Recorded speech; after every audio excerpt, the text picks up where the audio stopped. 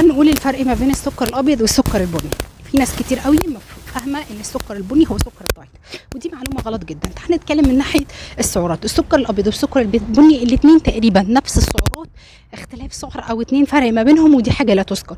بالنسبه للقيمه الغذائيه او فكره التصنيع، ان السكر البني هو السكر الابيض، بس السكر البني مضاف اليه حاجه اسمها دبس السكر او عسل اسود. فمن ناحيه القيمه الغذائيه الاثنين تقريبا واحد، لكن السكر الابيض كمان يكسب لانه بيكون مصدر جيد للفيتامينز وللالياف. اما الاثنين فانهم بيتشابهوا في ارتفاع، ان هما الاثنين بيسببوا ارتفاع في سكر الدم، بيسببوا ارتفاع في مقاومه الانسولين في حاله ان انا باخد كميه سكر كتيره. فما تفكرش ان انت عشان بتاخد سكر ابيض فانت مش هترفع سكر الدم ومش هتجوع ومش هتزيد في الوزن ولا هترفع معاك مقاومه الانسولين.